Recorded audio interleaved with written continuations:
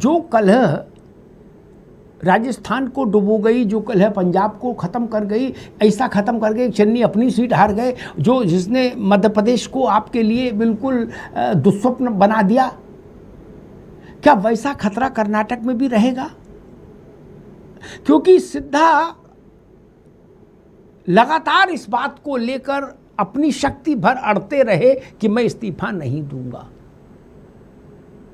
लोगों ने बताया, सच झूठ तो मैं क्या जानूं, पब्लिक डोमेन में आया कि सिद्धा ने राहुल गांधी से कहा कि मैंने क्या काम किया पहले उसको तो देखिए, मेरे मैच का कोई है क्या? तो अचानक से सिद्धा संत हृदय नवनीत समाना हो जाएंगे, ये तो फिर मेरे ख्याल से ज्यादा हो जाएगा मानना। क्या जो 3 राज्यों में जिन कारणों से कांग्रेस का पराभव हुआ, क्या वैसी ही स्थिति कर्नाटक में दोहराई जाएगी इस सत्ता परिवर्तन के कारण जो परिस्थिति बनी है उसमें? बिल्कुल नहीं जी। अब दूसरी बात पे आ जाऊं, ऐसा कुछ नहीं होने जा रहा जी। सिद्धरमैया साहब एक सुलझे हुए इंसान है और सारी बातें बड़ी प्यार से हुई हैं। आकलन तो कुछ भी लगा लें। अब मैं यहाँ पे बाकी राणा जी के लिए तो कुछ नहीं कह सकता, ये पानी और चाय पी पी के हमें कोसें, मैं इस पर कुछ नहीं कर सकता। और स्मार्ट बन के आ जाए और छोटे हमारे दुबे जी कम उम्र के उनको बड़ा भाई बता दें तो साहब प्रभु मुझे माफ करो, ठीक है? चाय पी के घोटते रहो, आज मैं इन पे गुस्सा नहीं हूंगा थोड़ा सा। अब यही अभिशाप देने लगे हैं तो मैं क्या करूं? पंडित जी का रोल खत्म कर दिया इन्होंने, राणा जी ने। अब एक बात और बता रहा हूं दद्दा, आज मुझे सबसे अच्छी बात लगी आनंद अमित जी की।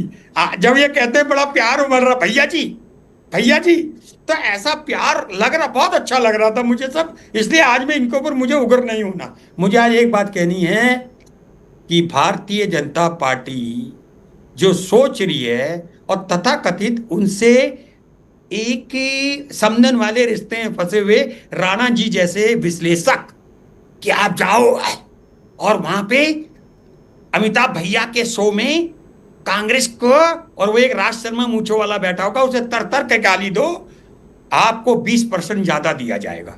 ये नहीं चलेगा। सिद्धारमैया साहब आपने भी सुनी होगी, थोड़ी बहुत बात हमें भी पता चलती है, सारी तो नहीं पता चल सकती। 100 में एक बात पता चल जाए उसी में भाग्य समझते हैं, मगर ऐसा कुछ नहीं हुआ। ये तय था, ये बताया गया। उनकी भी एक 78 साल की उम्र है सिद्धारमैया जी की। और राहुल जी ने, देखो राहुल जी एक कड़छी वाले व्यक्ति है। आप अक्सर देखना वो राष्ट्रीय अध्यक्ष जी को भी कभी बॉटल उठा के, कुछ है उनके अंदर ये। बाकी गाली तो किसी को भी दे सकते हैं साहब, मैं गाली राणा जी को भी दे दूं, क्या जा रहा है, क्या कर लूंगा। मगर एक चीज और बताना चाहूंगा आज राणा जी और अनंत अमित को, कि अगर तो आपके घर पे कोई मिठाई लाए और अगर आप मिठाई ना लो, वो अपने घर वापस ले जाता है। इसलिए मैंने भी अपने को टर्निंग पॉइंट पे लाया हूं कि आप लोग हमें गाली दो, हम एक्सेप्ट नहीं करेंगे। वो गाली आपकी पार्टी को लग जाएगी, राणा जी की पार्टी को और अनंत अमित जी की पार्टी को। इसलिए अपने घर को देखिए। और राणा जी तो करे हमारी तो पार्टी नहीं है। अरे एक और बात, अमित और भाई मेरी एक बात, कांग्रेस ज्वाइन करने वाले हैं, मजा ये ले रहे हैं, कांग्रेस आ रहे हैं। अरे मजा ये ले रहे हैं, कांग्रेस ज्वाइन कर रहा हूं, चूर के लड्डू खा वेणु रहे गोपाल हैं। जी से बात हुई है ये तो मेवा प्योर मेवा खा रहे हैं, प्योर। बहुत लपेट में हो, आजा बन जाओ। हालांकि ऐसा नहीं हो सकता आपको पता ना हो, ऐसा कोई बचा नहीं जिसका आपको पता नहीं, लेकिन आपको इनके बारे में नहीं पता। ये जो मजा ले रहे हैं, एक बात बताऊं, ये तो मजा ले रहे हैं। एक मिनट राज भाई, एक मिनट फिर आप अपनी बात बाइंड अप करेगा। मैं आपको एक जानकारी दे दूं, व्यक्तिगत संजय राणा वेणुगोपाल के संपर्क में भी रहते हैं जी। सुन लीजिए, ये पता कैसे हो गए, एक के दो और अचानक मैंने कहा 3 का चलो। ये मतलब जो आदमी क्लीन सेव होके स्मार्ट बन के डाई करके, और दुबे जी को टेंशन दे दिया। दुबे जी बड़े भाई नहीं है आपके भैया, आपने कह दिया दुबे जी को टेंशन हो जाएगी। तो इसलिए राणा जी आप भी सुधरिए, और हमें थोड़ी छूट है अपनी पार्टी को डिफेंड करने के लिए। हमें 20% झूठ बोलने का तो अधिकार है प्रवक्ताओं को, बाकी विश्लेषक को। आप बहुत अच्छे व्यक्ति हो राणा जी। कभी कभी एक और बात ना, घर में बच्चा, आप ऑफिस से आए, छोटा बेटा कहे भैया ने मारा, एक दिन जब 2-4 दिन हुए भैया ने मारा तो यार उसी को मारोगे, तो चुप रहे यार, अभी तो टेंशन दिया राणा जी ने मुझे, तो फिर यहां दे रहा है। तो इसलिए आप थोड़ा सही से सुधर जाए। मैं आपको शराप नहीं देना चाहता हूं, क्योंकि मैंने भी परिपक्व कर ली, मैं अग्नि हवन करके जिस दिन दूंगा तभी दूंगा, वरना नहीं दूंगा। ठीक है वैसे राज मेरे भाई, ठीक है। राज भाई ने कहा कि देखो भाई, सिद्धारमैया जी की उम्र भी हो गई 78 साल। अच्छा, 78 साल में सिद्धारमैया प्रदेश नहीं चला सकते और 82 साल में खड़गे जी पूरा देश चला लेंगे। अम्मा यार, वो कौन से च्यवनप्राश खाते हैं जो ये नहीं खा पाते? गरीब हैं क्या सिद्धा? बोले नहीं, वो प्रोटीन शेक पीते हैं और ये गुलगुले खाते हैं, ये नहीं पी लेंगे प्रोटीन शेक ना। सिद्धा यही तो पूछ रहे हैं कि अब 82 में, और बहुत कम लोगों को पता होगा, सिद्धारमैया और खड़गे के बीच में 36 का आंकड़ा आज का नहीं है, बहुत तीखा है। वो सिद्धारमैया ही थे जो वो मल्लिकार्जुन खड़गे की हसरतों पर तुषारापात करके, वज्रपात करके, हिमपात करके मुख्यमंत्री बने थे। सियावर रामचंद्र की जय। क्या कौ रहीम कैसे निभे बेर केर को संग, बेडोलत रस आपने उनके फाटत अंग। सिद्धा को पता नहीं था कि क्या फैसला होगा जब खड़गे जी अध्यक्ष हैं, पता था। इसीलिए मैंने कहा जो बात राज भाई कह रहे हैं, नहीं वो बहुत भले आदमी हैं। भले तो ज्योतिरादित्य भी थे, कमलनाथ भी थे, अशोक गहलोत भी हैं, पायलट भी हैं, चिन्नी भी हैं, अमरिंदर सिंह, सब बुरे कौन थे? सब भले ही थे, लेकिन सब लंका लगा गए, सब पार्टी की लंका लगा गए।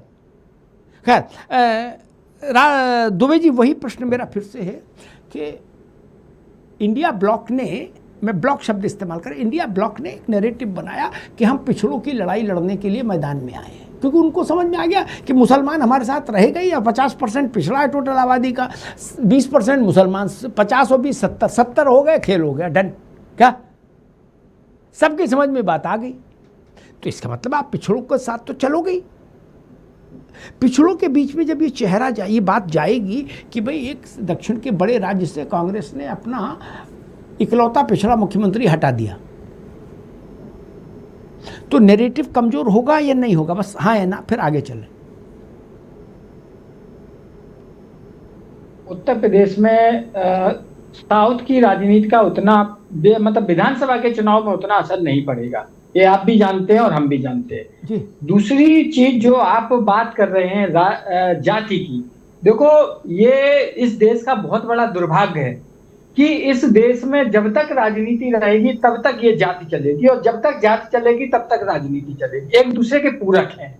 यहाँ जिस दिन ये जाति की राजनीति खत्म हो जाएगी, आप मान लेना कोई भी कंट्री हो, वो देश हमेशा तरक्की कर जाएगा। लेकिन दुर्भाग्य हमारे देश में कि वो कभी खत्म नहीं होगा, और जाति की राजनीति से कोई भी दल ऊपर आएगा नहीं, चाहे भारतीय जनता पार्टी हो, चाहे कांग्रेस हो, बड़े बड़े दल। और तीसरी जो सबसे महत्वपूर्ण बात है, भारतीय जनता पार्टी ने ये ठेका लेके रखा है कि जहां भी कांग्रेस में कलह हो, उसका एक जो डोमिनेंट पार्टी हो, नेता हो, उसको अपनी तरफ खींच लेना। तो मैं आपके चैनल के माध्यम बड़ी शिद्दत से कह रहा हूं कि ये कोई अतिशयोक्ति नहीं होगी कि 6 महीने बाद आपको ये पता चले, आप ये बनाए कि सिद्धारमैया जी ने कमल धारण कर लिया। ये कोई बड़ी बात नहीं। आप देख रहे हैं बंगाल में, उड़ीसा में कर ही दिया, बंगाल में चालू है लोटस, और हो सकता है कि पहले, लेकिन वो किन्हीं कारणों से पंजाब में नहीं होया, लेकिन कर्नाटका में हो जाए, कोई बड़ी बात नहीं। सबसे दूषित पार्टी अगर हिंदुस्तान में है जिसने राजनीति को सबसे छल्ले स्तर पर पहुंचा दिया, तो वो भारतीय जनता पार्टी है। हम इज्जत से कहते हैं तो धड़ल्ले से बोलते हैं कि जाति के हिसाब से सबको भागीदारी देना चाहिए। हमारी पार्टी का मोटो है, हमारी पार्टी का सिद्धांत है कि जिसकी जितनी हिस्सेदारी उसकी उतनी भागीदारी।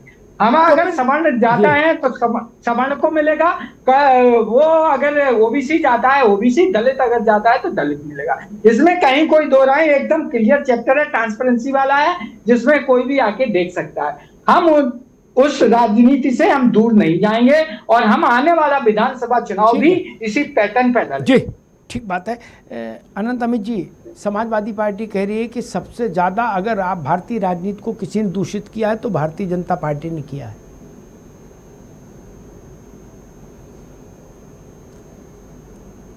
को पक्ष किया है, गंगा जल में अगर ढोया है तो भारतीय जनता पार्टी है। तभी गंगोत्री से लेके और गंगा सागर तक में भगवा लहराने का काम भारतीय जनता पार्टी करी। इस देश के सनातन को बचाने का काम भारतीय जनता पार्टी करी। अभी अरे सपा के मित्र पार्टी तो बड़े बन कह रहे गई, थे, गंगा तो दूषित हो गई। सभी लोग ये बताइए भैया जी, आप तो वहीं से आते हैं, पीडीए ये स्वर्णों की हमारे एक रिश्तेदार है गाजीपुर से विधायक, हमने उनसे पूछा कि भैया ये पीडीए करते हैं तो आप कैसे चुनाव में वोट पा रहे?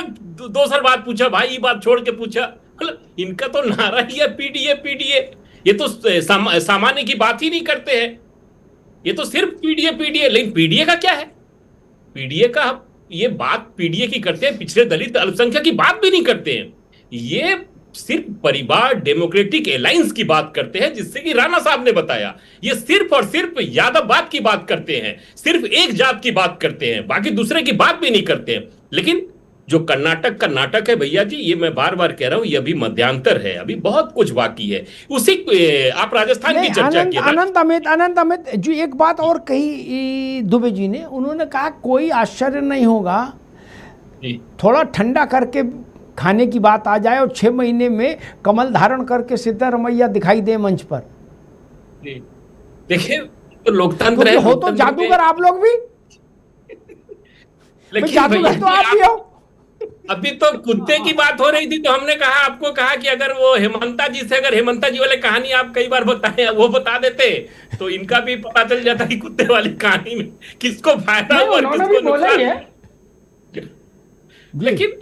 लेकिन देखिए कर्नाटक, देखिए राजस्थान की बात हम कर रहे थे। राजस्थान में 18 में अशोक गहलोत साहब ने कहा कि मासूम सा दिखने वाला चेहरा इस प्रदेश की राजनीति के लिए बहुत खतरनाक है और मैं कोई बैगन बेचने के लिए नहीं बैठा हूं। उन्होंने किसी तरीके से अपनी सरकार 18 में बचाई और फिर चले गए।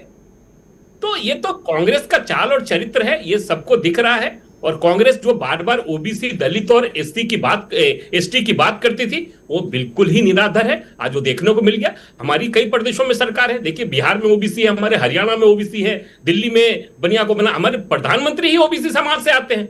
तो हम तो ये एक मैसेज देना चाहते हैं, सभी सबका साथ सबका विकास की बात करते हैं और हम सब पे विश्वास करते हैं, इसी मंत्र के साथ आगे बढ़ते हैं। जी भैया, ठीक बात है।